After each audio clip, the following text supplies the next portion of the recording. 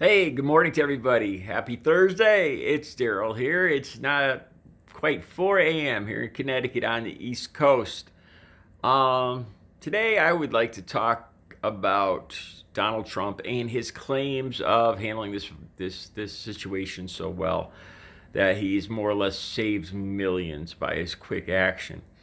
If you talk to any Trump supporters, like you could always tell what the hype is on Fox News, on Trump's Twitter feed, by what all the Trump supporters are saying. They all sing the same song exactly, um, and they all say, our president did such a great job. He closed the flights from China. That was saved the country. He did such a fantastic job, and we got to get this country back to work. Look, I've got the most. I have a lot. Every day, I'm in mind-numbing pain, as I've told you guys over and over. My surgery was canceled 5 days before I was due to go in to get a complete hip replacement. I've gone 2 months now with the bones, my femur crunching against in the hip socket with no more cartilage left in there, and the nerves are screaming. I walk like a 90-year-old man. Um, I would love to get into surgery. I would love for the state to open. I would love to be functional this summer and go to the beach and swim and surf and everything I do in the summer. I would love nothing more than that. I would love to be able to make the money that I was making last year at the same time through my art sales, my art business. Um, but um, as the experts have said, it's got to be done carefully. But the main thing I want to talk about here is Donald Trump and his claims that he handled this so well. I want you guys to look at the numbers. I've talked about the site Worldometers, and most of the experts, most everybody goes by this site now, I think. If Donald Trump did such a great job, why does this country have 5 times more higher infection? I think we're over 1.25 million people infected. I think this morning we're around 72,000. It goes up so quick. Almost it goes. Yesterday it went up. We went up by 25. Went up by 2,500 deaths yesterday and 25,000 new cases. Yeah, just yesterday. So these numbers change so fast, it's hard to keep up. But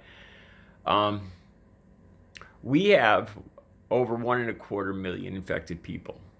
The next country close to that is Spain, with about 25,000 infected people. So if we did such a great job, this originated in China. I believe China has a bigger population, and Russia, I think, has as big or close to as big a population as we do. So it's not the population. If he did such a great job, why do we have 5 times the infected rate here? And we're coming, like I said, we're coming up on 75,000 deaths. I think we're at 73,000. The next highest one is about 25,000, I believe. So we're at least 3 times higher than any other country in deaths, and 5 times higher than any other country in infections. Just to put this a little more into perspective, China, where we believe that this originated, had 80,000 infected people. Right now, Massachusetts is approaching that. Just that one state is in the 70,000s. Russia, California, I believe right now, has more infected people than all of Russia. Connecticut has more infected people than all of Mexico. We're at, let's see, I believe we're at 35,000. It's amazing. States here have 2-3 times. Individual states have 2 or 3 times the infection of large countries elsewhere in the world. You see what I'm saying here? Um, if he did such a great job, why? Tell me how this is happening then. Um, I'm pretty sure that the testing is the biggest failure. We're far below. We can't track this. We can't get a good idea of how to handle this. How to prevent a new wave. And we can see now too that I'm starting to see this. I look at these numbers every day, and you can see New York, New Jersey, and Connecticut. We're going down slightly. Connecticut is still alarmingly high, but it seems to have peaked in New York. But I go down the list around supper time here on the East Coast, around 6 p.m. I'll go through the numbers to see, because it goes by Greenwich Mean Time. So at that time, at around 6 or 7, they're about ready. They're about at midnight Greenwich Mean Time. So it's closing out the day in the numbers there. And I'll go through and see the states with the highest jumps. And Maryland is shockingly, it's like over 1,000, over 1,200 new cases every single day. And for their size and everything, it's an extraordinary amount of new cases every day. Some states, Texas has had crazy high numbers for the last week. I don't know why nobody's talking about this. They've had like 1,200 new infections every single day. And for where they are on the list, it's consistently high numbers, higher than all the other states around them. Minneapolis, Minnesota, Wyoming's starting to climb. Virginia. It looks like the Washington D.C. area is now. It's like the wave has moved down to that area. And what was the other? There was another state that Texas, Maryland, Michigan has high numbers. Florida and Georgia spike once in a while, but consistently, I've seen Maryland with crazy high numbers the last week, and Texas too. So it would appear that, like they say, that it's going to move around and go in waves. There's the places it hit first, like New York and California, are starting to see a decrease.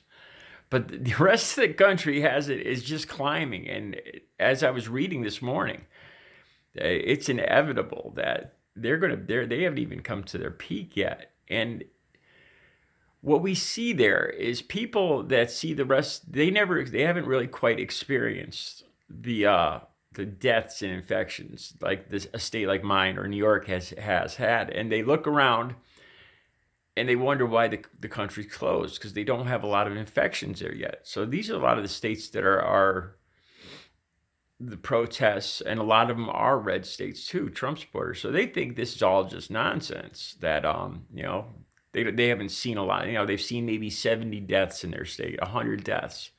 And they see it going down in New York and California. So like, this is it. This is stupid. We got to get back to work. And I don't think they realize that if they watch carefully, their state is climbing now in infections. And if you read anything about pandemics, epidemics, viruses, this is every time. This is how it happens. It'll go through waves. And it's like a 99.9% certainty that these states haven't even come close to their peak yet. And the scary thing is, now they think this is all overdone, and they see the rest of the country going down, so they're all ready to go out and go back to work. And just as their state is starting to catch fire, you see what I'm saying here. And this is, like I said, nobody wants to get back to work more than I do. As far as Trump's concerned, I think he's already screwed this up. I think a lot of conservatives, a lot of Trump supporters think that people like me, people leaning more liberal, Democrat, want to see the country go down in flames, so that Trump won't get reelected. Hell no. Hell no. That's going to hurt me personally. No. I think he's done plenty to rationalize him not being reelected. The country does not have to burn down, go down in flames in the economy for Trump to get out of office. If Trump supporters would wake up and just why, just give me one good answer. Why, if he's done such a great job, the virus didn't originate here. We don't have the highest population. We're not the most populous per miles, like per capita. So why then is this country so high up? Why did we get infected so fast? Why are we 5 times higher than any other country?